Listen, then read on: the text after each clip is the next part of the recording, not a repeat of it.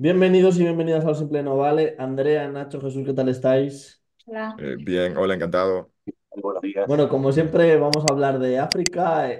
Andrea, cuéntanos las últimas novedades y iníciate, a ver qué. Sí, Cuéntanos.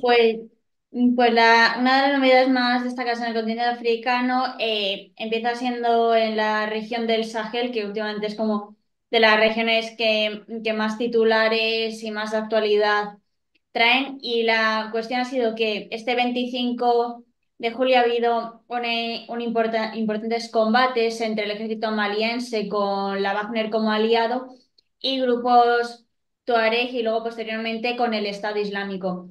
Estos enfrentamientos han tenido lugar entre el 25 y el 27 y han sido realmente importantes porque ha sido la primera derrota importante que ha tenido el grupo Wagner desde que desembarcó en el Sahel. Los acontecimientos fueron que un convoy de vehículos se dirigía al norte, a la región de Tinzahuate, en la frontera con Argelia, controlada por grupos separatistas tuareg, grupos yihadistas, seguían hacia el norte cuando fueron emboscados por grupos tuareg. Aquello ya ha vino en varios heridos, ha habido un montón de vídeos al respecto, que también ha sido un punto importante en estos combates, ya que ha sido muy retransmitido por canales de Telegram, por redes sociales, y en los que se veía a varios combatientes en suelo muertos, otros heridos, vehículos incendiados, por lo cual ya daba a entender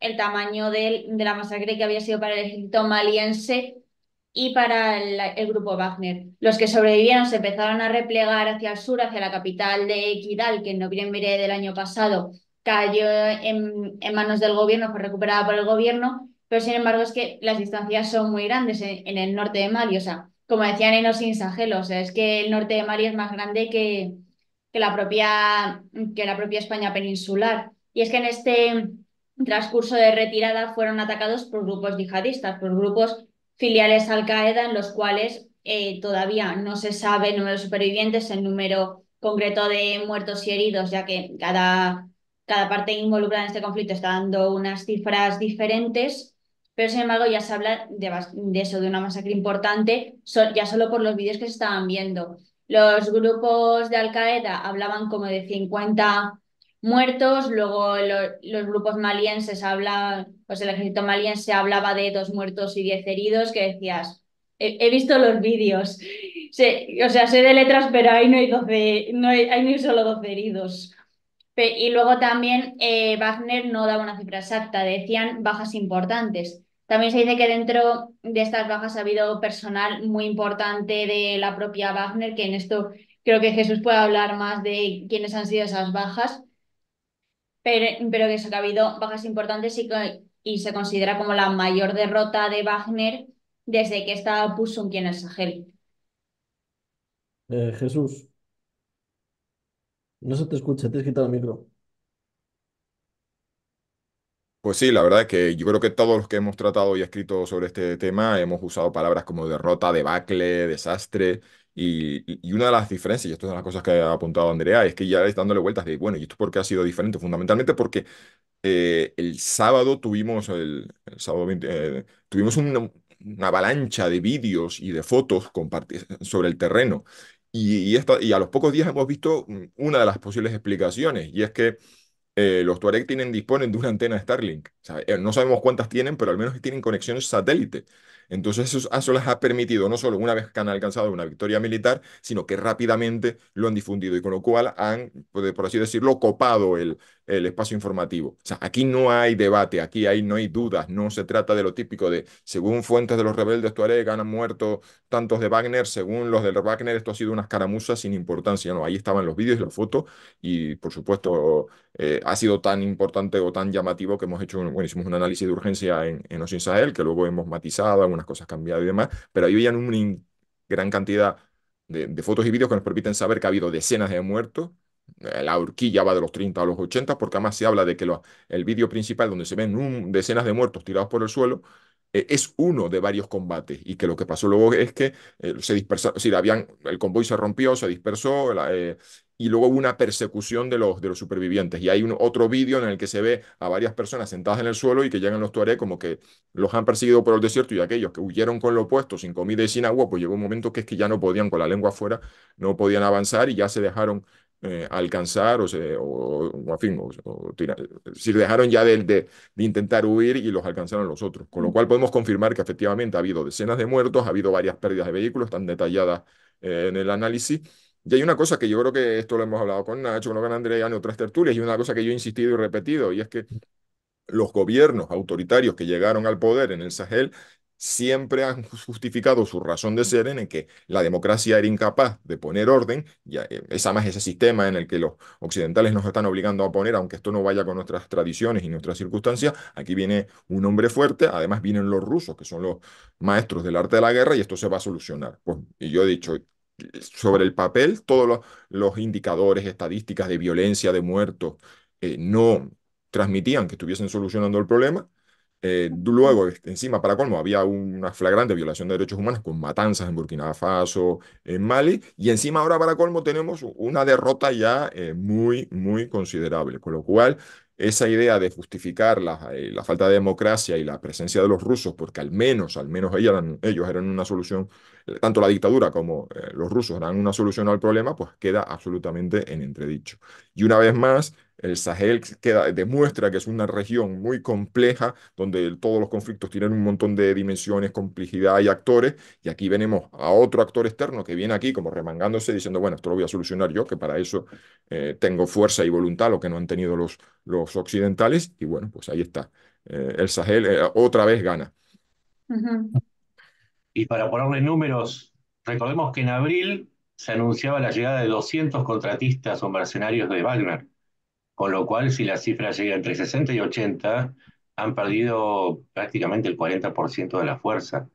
Y eso le da una dimensión mayor a la derrota, porque indica que además, como bien lo marcaban, por el tamaño y por la tecnología, ese reemplazo que hicieron de Estados Unidos, a quien le pidieron que deje Mali y que deje la base de drones que operaba, que recordemos tuvo éxito al eliminar a varios dirigentes, no solamente del ISIS, sino de Al-Qaeda, tuvieron que reemplazarlo con tecnología de la más tosca, que es una incursión terrestre en territorio hostil, por una incursión presencial, que es lo que diferencia una incursión tecnológica para llegar a un objetivo con drones.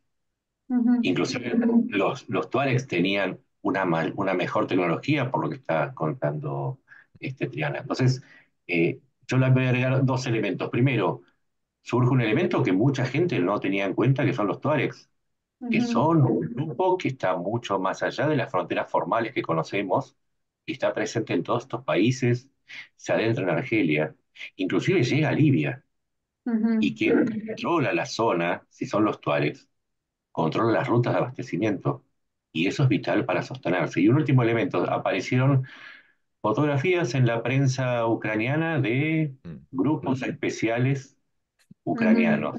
Aparentemente, así como existe un repelente para las cucarachas, el servicio exterior ucraniano se está convirtiendo en el mejor repelente para Wagner en todo el mundo. Y cierro con una noticia más. Y mientras tanto, hoy se dieron detalles de otra victoria de los ucranianos, porque me animo a decir que si están los ucranianos, también fue una victoria de los ucranianos, además de los tuaregs. Volvieron a atacar en Siria, en donde Mm. bombardearon la base de las fuerzas especiales rusas en Siria, los ucranianos con sus drones. Es decir, lo que parece un conflicto limitado al Sahel, de pronto surge como otro escenario más de una lucha en donde aparecen un montón de actores que no conocíamos y algunos llegados desde tan lejos como Rusia y Ucrania. ujú. Andrea, ¿quieres decir algo al respecto de lo que han dicho Jesús y Nacho?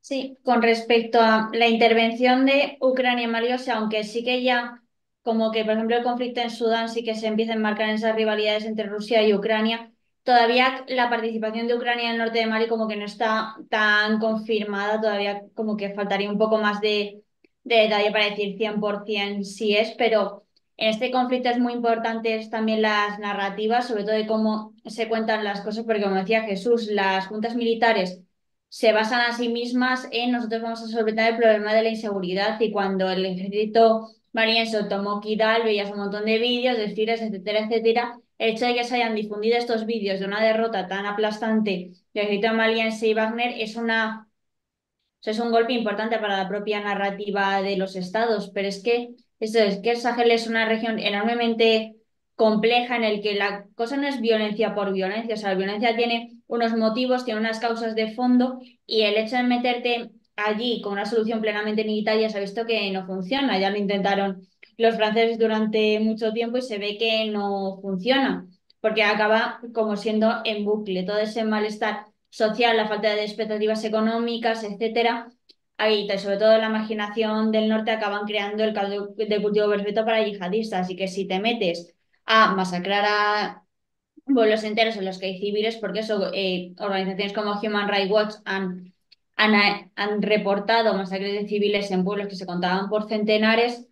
Ahora se ha visto que esto no soluciona y que muchas veces te puedes llevar una derrota importante, porque una cosa que también hay que tener en cuenta es que a Wagner no siempre le ha ido bien en África, en Mozambique, en el norte de Mozambique tuvieron que salir corriendo porque se metieron a intentar solucionar el yihadismo en Cabo Delgado y entre que los equipos no funcionaban bien, los yihadistas utilizaban método de guerra de guerrillas y les daban por todas partes, acabaron saliendo y las relaciones entre Mozambique y Rusia se enfriaron bastante durante un tiempo. Y es que ese es como el gran peligro de la guerra contra el yihadismo, utilizarlo como una herramienta de poder. Si consigues resultados, te cubres de gloria. Tienes al gobierno del país siendo tu mejor amigo durante tiempo. Fracasa y a lo mejor no quieren volver a verte, que de esto ya hemos podido ver bastante Francia, Europa y Estados Unidos. Así que eso, la guerra contra el yihadismo como herramienta de poder acaba siendo bastante arriesgada y Rusia está viendo que no es tan fácil como parece intentar acotar un problema que es que ya está que llegando al Golfo de Guinea, está permeando y que son muy difíciles de controlar. Sin embargo, en esta guerra que ha habido se puede ver cómo los países que conforman la Alianza de Estados del Sahel están yendo cada vez a una mayor integración porque se ha hecho una operación conjunta entre Burkina Faso y Mali de enviando drones a la región de Tizahuaten a bombardearlo todo. Sí, ese es otro elemento, porque esta coalición también se supone que dentro de la oferta estaba la posibilidad de enfrentar no solamente a los Tuaregs los grupos asociados a Al-Qaeda, sino también a ISIS. Y Ujú, esta derrota le baja muchísimo el precio a esa propuesta que, hay que decirlo, también incluía la posibilidad de incorporar a nuevos países si decidían irse para el ujú, lado del redil de Rusia. O sea que es una derrota militar que tiene muchas más implicancias, considerando esta oferta que hace la coalición al crearse. ujú, Sí, habéis apuntado una cosa y es verdad que las consecuencias, que es una de las cosas que yo además estaba, que no me hemos mencionado, y es que yo cuando sucedió esto lo publicamos y me acuerdo que en el párrafo de conclusiones decía, bueno, y estaremos atentos a a la respuesta. Bueno, y la respuesta del gobierno de Mali ha sido bombardear concentraciones de población.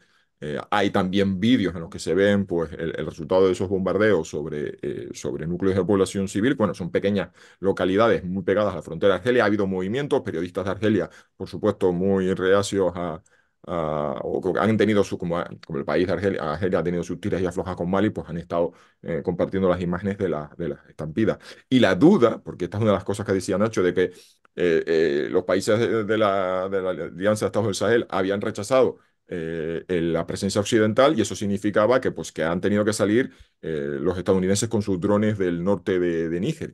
Y lo que les ha quedado es la tecnología que ellos han comprado. Y en el caso de Mali, tenían los drones, los Bayraktar TV2 y los canales de Telegram simpatizantes habaneros decían, pero ¿dónde estaba la ayuda aérea? ¿Dónde estaba el material aéreo? Claro, porque además, esto es una de las cosas que también tratamos en Osin Sahel fue la ayuda militar rusa. Y uno mira y dice, vamos a ver, siendo un país de 1,2 millones de kilómetros cuadrados, uno mira los Sukhoi 25, los Aero L-39, los aviones que generosamente Rusia vendió, donó a precio, o sea, o vendió a precio de amigo, donó, que bueno. y claro, en las redes sociales los prorrusos decían, mirad, comparado con Europa, que vienen aquí y nos dan simplemente asesoramiento, los rusos han puesto encima de la mesa aviones de combate. Digo, ya, pero ¿cuánta autonomía tiene esto? Saliendo de Bamako, vale, los puedes llevar acá o los puedes llevar a Tombuctú, Mopti, Sebaré, vale, pero esto es cuestión de coger un mapa, un compás y decir, pero bueno, ¿estos cuántas no llegan? Y entonces la alternativa eran los drones que estaban ausentes.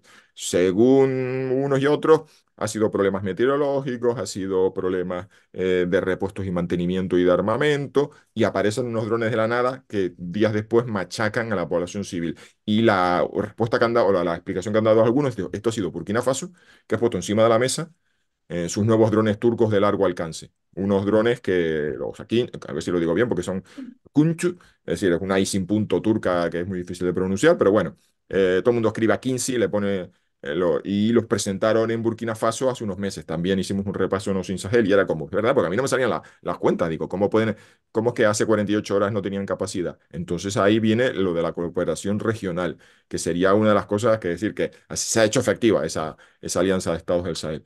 Con el resultado habitual, es decir, por un lado dices, mira, la cooperación africana opera, pero el resultado es el de siempre, es decir, machacar civiles para transmitir una imagen de fuerza. Eh, y por supuesto, hay una cosa, con esto termino, que hay una cosa curiosa y es que yihadistas y tuaregs parece que atacaron en esa columna rusa maliense y se han estado tirando, ha habido un tiro y afloja de ponerse el mérito. Es decir, Ujú. y hablando de narrativa, los rusos han dicho, esto han sido los yihadistas.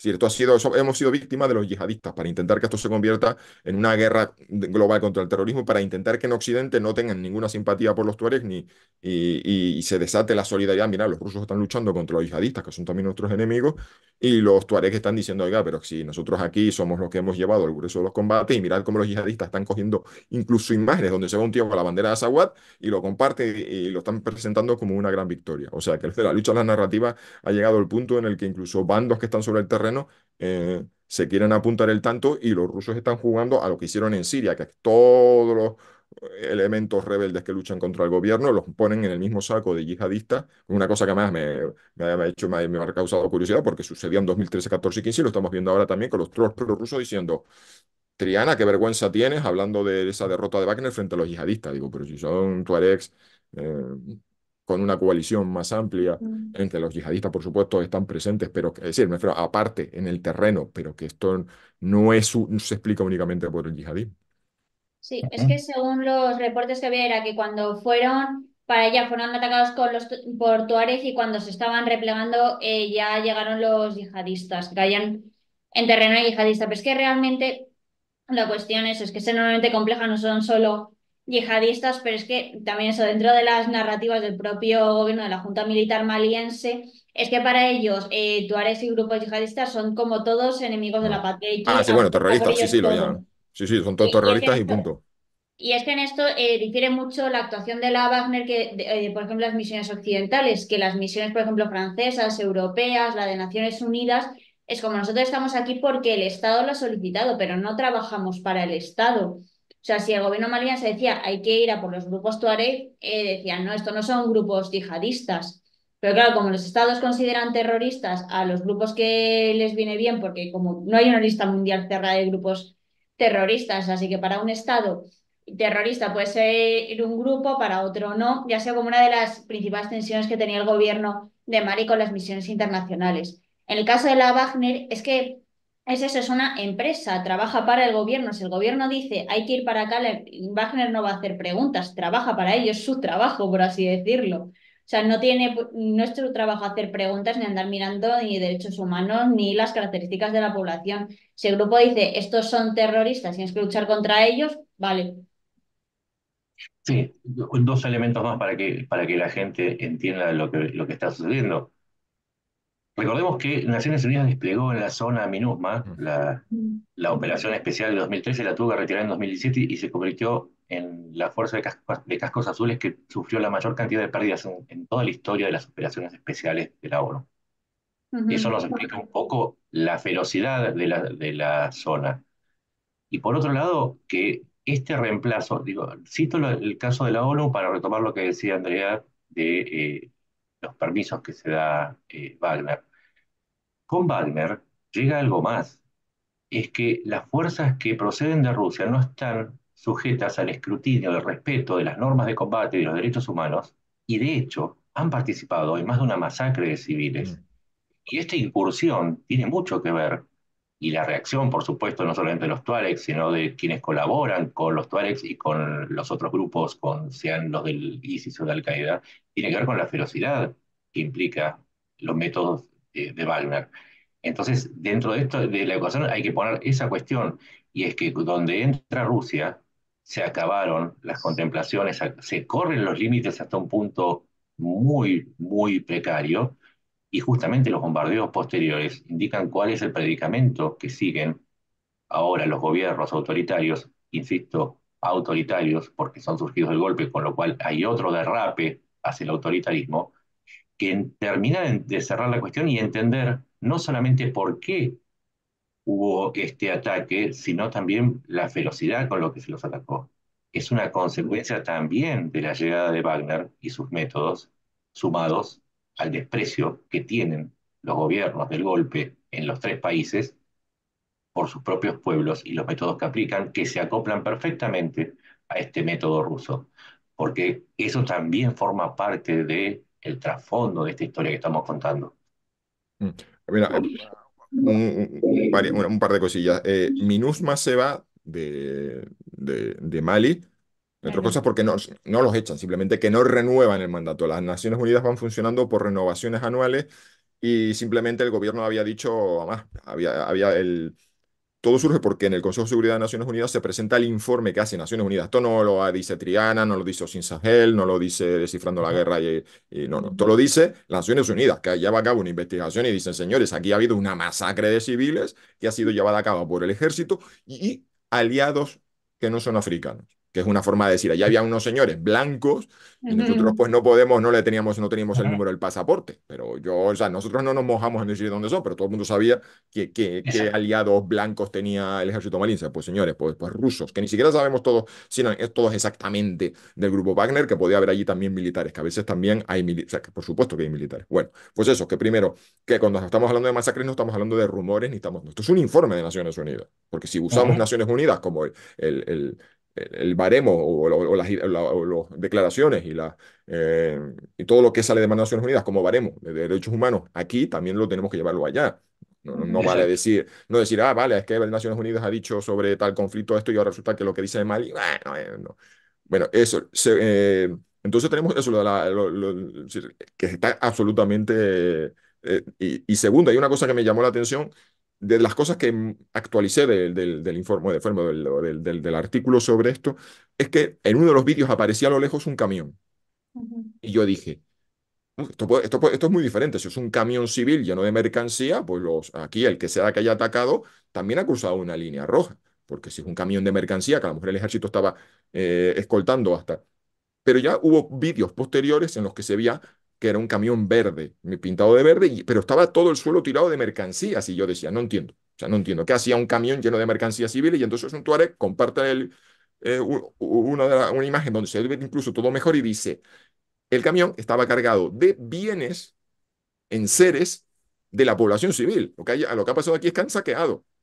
Y claro, Ujú. de repente yo entendía, porque un camión militar en un convoy, digo, pues estaría cargado de agua, munición, porque si tú te vas a meterte en territorio tuareg, en lo que sería una columna volante, porque es decir, iba con una cuba de combustible, van con un camión, la idea es que vas pegadito ahí en un convoy, pero como no Ujú. tienes gasolinera, no tienes aliados en la zona, tienes que llevarlo todo contigo.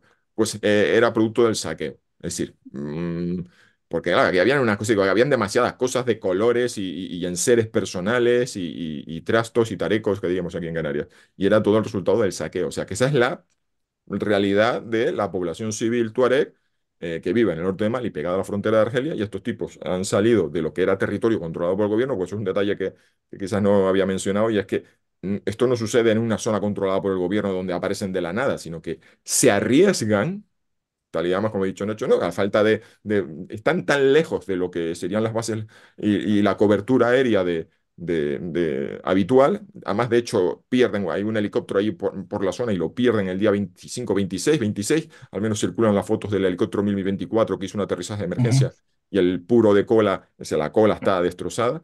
Entonces se metieron ahí en un territorio y claro, hay uno de los en un canal de Telegram ruso que decían, alguien de simpatizante a Wagner, dejemos de buscar fantasmas en que si esto ha sido los franceses o los ucranianos, hay que pensar que los tuareg llevan ahí toda la vida y que son unos Ujú. maestros de la guerra del desierto. Y aquí tienes una columna de vehículos pesados, vehículos a prueba de minas, camiones y demás, y estos tipos se estaban moviendo con las tácticas habituales de guerra nómada de cabalgar a toda prisa por el desierto con sus Toyota Land Cruiser que sustituyen a lo que antes eran los camellos y los raids, las razzias que decíamos, palabra árabe que luego traducimos aquí al español como razzia y reçu en francés. Y, y entonces digo que el resultado es una serie de circunstancias del lugar, del terreno, de la población, de la historia de la guerra. Y bueno, en fin, que los rusos han aprendido por las malas que es todo mucho más complicado de lo que se imaginaba. Sí, además Ujú. si estás atacando a la población civil más allá del Starlink y la conexión satelital, cuando la población colabora para que te Mm. atrapen, te van a atrapar, pero tenés que darles un motivo. Y justamente si estas son operaciones punitivas contra los civiles y de saqueo, aumentan tus posibilidades de que los pobladores locales asistan a quienes quieran emboscarte. Ujú. ¿No? Es importante en una guerra. Es que Muy esto bien. se enmarca en las propias tensiones que existen en Mali. Es que el norte del Mali, desde la independencia del país, ha sido sistemáticamente marginalizado por el sur, y en el cual, o sea, en esto se enmarca lo que decía Nacho de la guerra contra el terrorismo, el poco respeto a los derechos humanos, es que en muchos países, o sea, no es algo exclusivo del Sahel, que muchos países utilizan la cuestión de la guerra contra el terrorismo como excusa para poder hacer prácticamente lo que quieran sin atenerse a ningún derecho humano. O sea, por eso muchas veces los grupos o sea, se nombran como grupo yihadista por parte del gobierno, y eso como que da carta blanca a hacer cualquier cosa. Y en este contexto, la guerra contra el terror puede ser utilizada como una estrategia para el gobierno de Bamako para acabar de subyugar al sur, de poder ir contra los tuaregs, contra esas poblaciones norteñas, para eso, acabar de destruirlas por completo, porque eso, las tensiones entre el norte de Mali y el sur son muy importantes para entender el contexto del yihadismo, de por qué existe este conflicto. O sea que también hay un interés por parte de Bamako en acabar de controlar todo el territorio y de tener a toda la población lo más controlada posible. Te voy a dar un elemento que no tiene que ver con la guerra. Por el cambio climático, y esto lo estaba viendo, lo estaba checando el otro día, desde el año 2019 en adelante, Ujú. tanto en Mali como en Níger, como en Burkina Faso, por tomar los tres países, la superficie de cultivo se redujo en un 30%. Hubo una sequía feroz. Y esto tiene también que ver con lo que vos decías, con la misma dinámica de la disputa entre los grupos que se dedican al pastoreo y los grupos que se dedican a la agricultura, en la cual los tuaregs Ujú. salieron perdiendo y fueron desplazados en las zonas que ellos utilizaban, con lo cual también los han empobrecido. Todo entra dentro de una serie de factores que, insisto, de por sí son interesantes, pero cuando uno los pone en orden, lo que parece una anomalía cobra un sentido absoluto. Ujú. Si uno mira los mapas, ACLED, ACLED, una organización que hace muchas infografías en las que primero va recopilando, haciendo datasets de conflictos, tienen ahí a investigadores que cada vez que hay una noticia de un tiroteo o ataque, lo guardan en una base de datos y luego tienen a especialistas en Big Data que lo procesan y lo vuelcan. Uno de ellos, por cierto, es de, paisano aquí canario y con el que coincidía en Casa África. Y hemos usado, no sin exagerar algunas, pues bueno, pues si uno mira esos mapas de calor, de dónde está la violencia en el Sahel, va a encontrar que hay dos zonas. Una es la curva del río Níger y sobre todo la triple frontera Níger, Burkina Faso y Mali. Y esa es la zona, fíjate, uno no la zona tanto de los tuaregs de arriba, sino la zona más próspera porque está el río Níger. Y eso significa que ha habido una presión de las poblaciones que han venido, o trashumantes, que vivían más al norte y que han ido presionando, se han ido acercando a la zona de donde está el río Níger, que es donde se puede, donde pues, están los pastos, es decir, donde se puede llevar a cabo la agricultura y donde hay más pastos. Y eso ha puesto en choque a los grupos étnicos. Y el otro punto donde hay violencia en el Sahel, que además están más o menos a la misma latitud, es el lago Chad.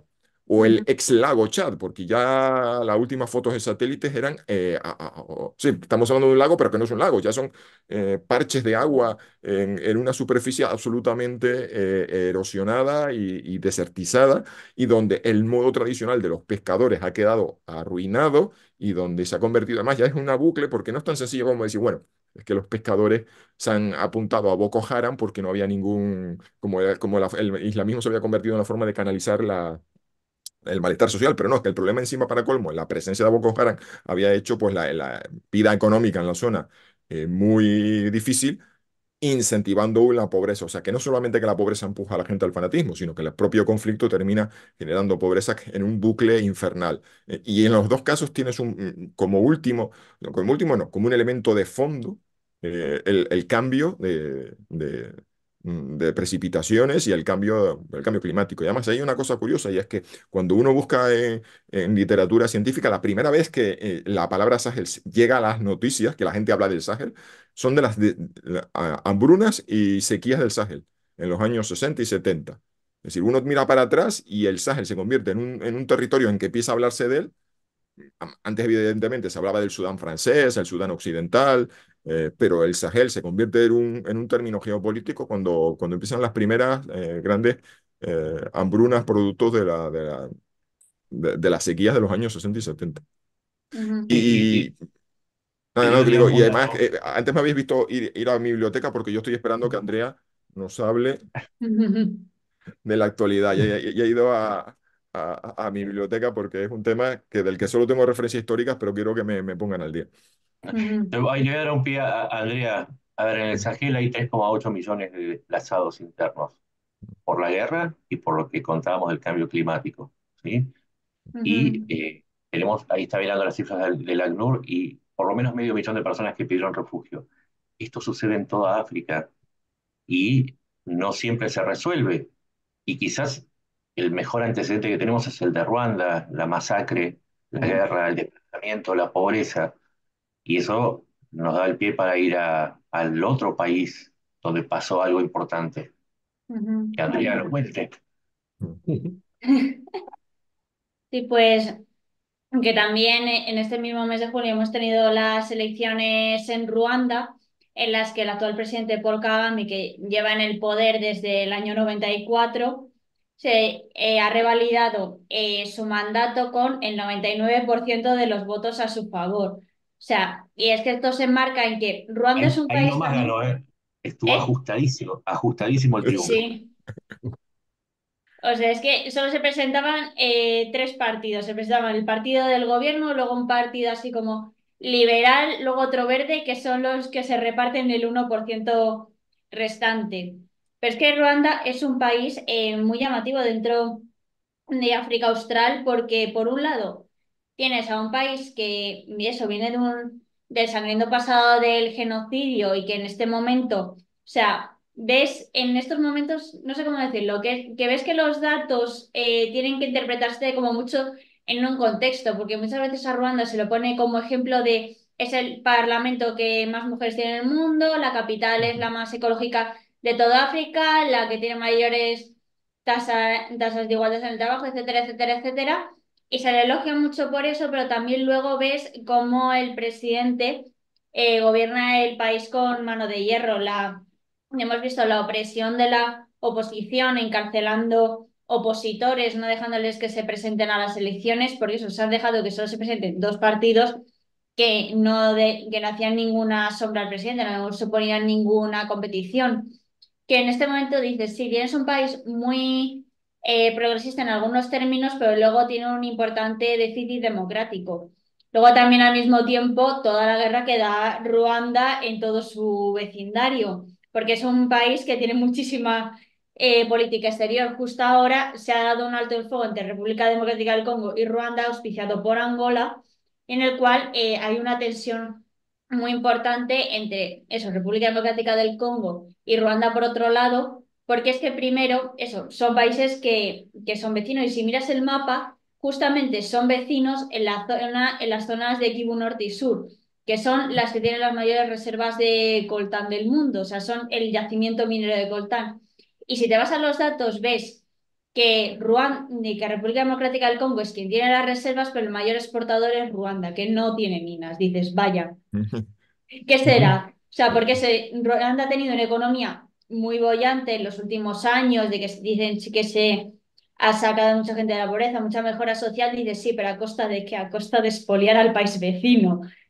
Y es que en eso también a Paul Kagame se le ha acusado de financiar a grupos, además en República Democrática del Congo, que están en esa zona y que desestabilizan el país para poder seguir sacando esos minerales, porque en cosas como el coltán, que ha sido como uno de los elementos más mediáticos por el coltán de sangre, etcétera, etcétera, las empresas se volcaron mucho en decir, no, es que nosotros no utilizamos coltán de sangre, pero es que el truco es pasarlo a Ruanda y en esa intrincada cadena de suministros, de proveedores tal, se pierde el verdadero origen de estos minerales, así que Ruanda acaba siendo como el hub de sacar esos productos preciosos fuera de África.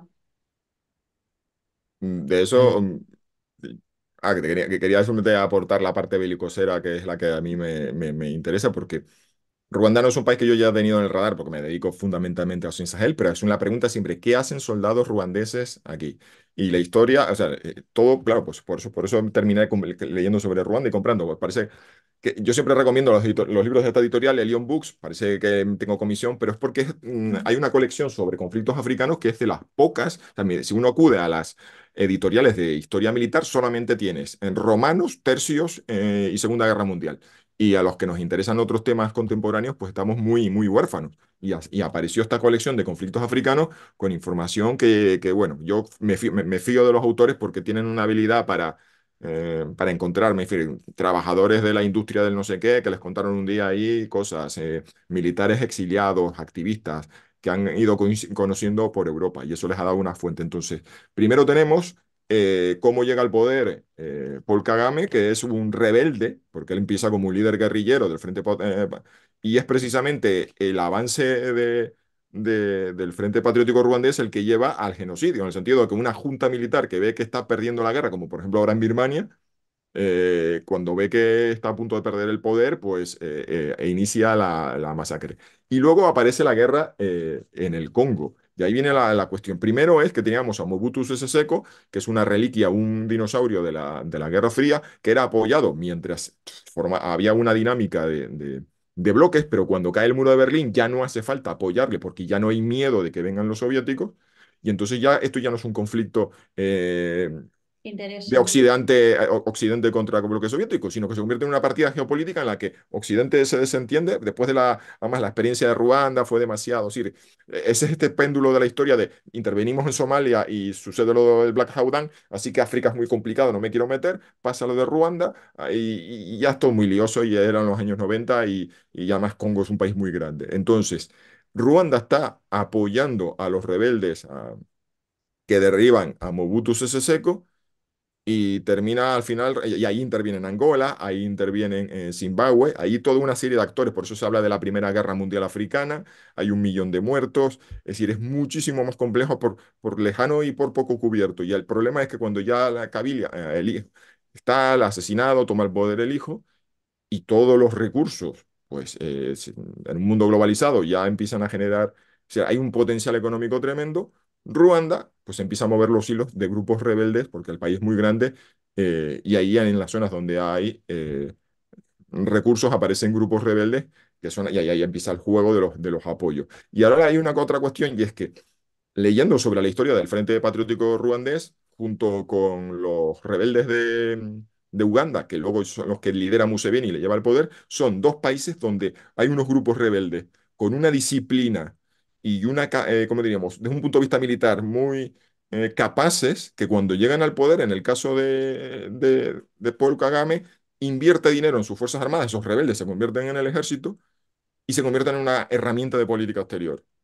Y es una de las cosas que a mí me llama la atención porque cuando uno piensa ejércitos africanos, si uno pensaba en los años 90, pensaba un tío con un casco ahí medio ladeado y un uniforme roto. Hoy en día eso ha pasado a la historia en un mundo globalizado donde tú ya ves a los soldados africanos de determinados países con un uniforme bien, es un diseño propio de camuflaje pixelado propio, un casco moderno, chalecos, fusiles, guías. Hay toda una serie de material y Ruanda es uno de esos países que cuando, por ejemplo, en Cabo Delgado, después del fracaso de Wagner, desembarcaron países africanos, soluciones africanas para problemas africanos, pues ahí se notaba que eran los países que estaban invirtiendo. Y entonces por eso me parece muy, muy curioso el papel de Ruanda, porque no solamente ha jugado a la geopolítica en un conflicto proxy en su vecino porque hay recursos, y también pasa lo mismo con los diamantes, que uno dice, oye, ¿cómo es que Ruanda es uno de los grandes exportadores africanos si no hay minas?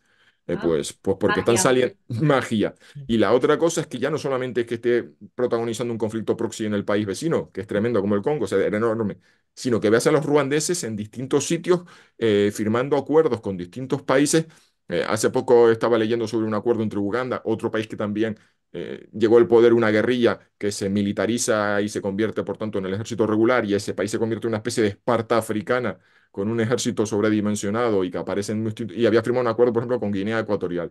Pues Ruanda está jugando y se ha convertido en el perejil de muchas salsas en muchos sitios. Por eso me parece que es un país que me queda fuera de Ocean Sahel, pero el que se quiera dedicar a África y está diciendo, oye, ¿por dónde empiezo? ¿Qué países? No, no, esto no es solamente una historia de subdesarrollo, necesidad, es decir, los problemas de derechos humanos, sostenibilidad, no, no. En África se juega una partida de geopolítica muy intensa donde no todos los protagonistas son externos. O sea, esa idea de, bueno, vamos a ver cómo se reparten la tarta Rusia, China, Occidente. No, no, no. O sea, hay países africanos que tienen su propia agenda y están mueven sus peones sobre el tablero y tienen su propia estrategia, su propia jugada y sus propios objetivos. Y uno de ellos, sin duda, es Ruanda.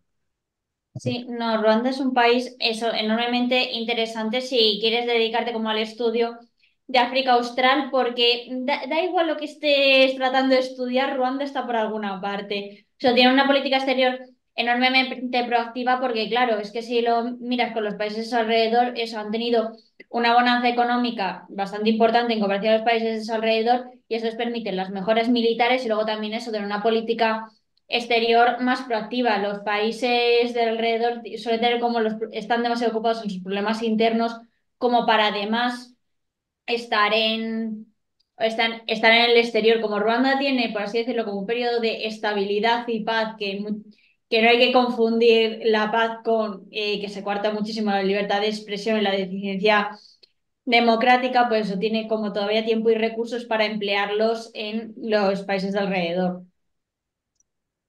Es pequeño, pero sabe utilizar el Es que comercio está muy bien como... colocado. Y además pareciera que está replicando el modelo de Bélgica, del cual se independizó en el 61. Ujú.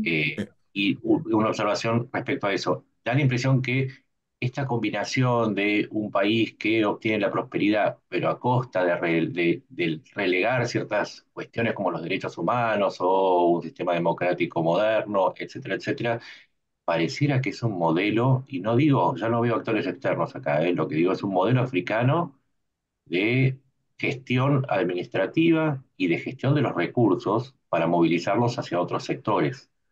Y lo hago pensando en un dato, que es que de los últimos 20 años la mayor parte de los golpes de Estado y las interrupciones democráticas se han dado en África. Entonces pareciera que África está haciendo un derrape hacia, si no es hacia los golpes, hacia el relajamiento de ciertas cuestiones que son importantes para Occidente, pero que Occidente, si empieza a preguntar cuáles son las condiciones en los países de origen de los productos que consume, de las materias primas que consume, se horrorizaría.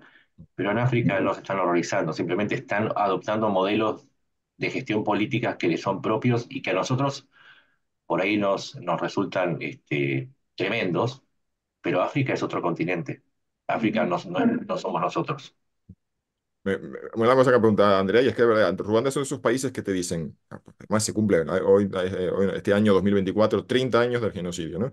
Ruanda, un país que donde las cicatrices del pasado han dado paso a una prosperidad. Mira tú Kigali, qué bonita, qué avenida, qué edificios, y claro, eso tiene un lado B, que es este autoritarismo desarrollista en el que además se está haciendo a costa de la paz y de los recursos y del bienestar del vecino. O sea, que tiene que decir que es verdad que, como decía ella, si uno se dedica nada más que a coger las métricas y se hace este reportaje de Kigali, madre mía, oye, y pensar que aquí hubo un genocidio hace 30 años, pero mira ahora qué próspero, y siempre, ¿no? Mujeres emprendedoras, y siempre está este reportaje de la... mm, eh, dinámicas en mujeres emprendedoras de Ruanda y en un país donde precisamente por las masacres ellas tuvieron que sacar adelante el país porque había, pues, en fin, los combatían, sí, lo que ha pasado en un conflicto interno en el que la pirámide demográfica, la parte de los hombres, se acorta y se achica. Y era una cosa, ¿no? Que es que tú uno puede pasarse la vida leyendo reportajes sobre Ruanda, sobre toda la prosperidad económica, sobre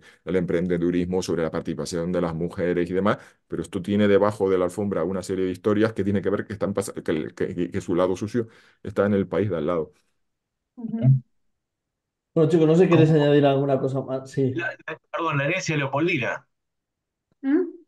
Recordemos a Leopoldo Ah, y su Mira, presencia en África. eso da para otro tema, o sea, eso da para otro programa entero. Pero la presencia leopoldina parece que hizo efecto en África y no se pregunta de dónde viene y cómo se obtuvo, solamente se disfruta. Es algo que Occidente tiene que preguntarse. eso nos da ya a pensar que estamos hablando de un modelo de neocolonialismo intraafricano, algo así, ¿no? Es decir, yo exploto al país vecino y me aprovecho de sus recursos para yo dar un salto e industrializarme y convertirme en un país más próspero, pero no hagas preguntas de dónde, de dónde viene esta prosperidad. Y la ventaja es que no sos europeo, no sos occidental, y eso te pone a salvo y te etiqueta como las pelotas pakistaníes o los productos chinos o el algodón kazajo quedan a salvo porque está libre, y así como está libre de huella de carbono, está libre de huella occidental. Y Mm. eso permite que sea aprobado. Pues bueno, chicos, no sé si queréis añadir alguna cosa más. Si no, muchísimas gracias a los tres. Ah, Gracias. yo, genial.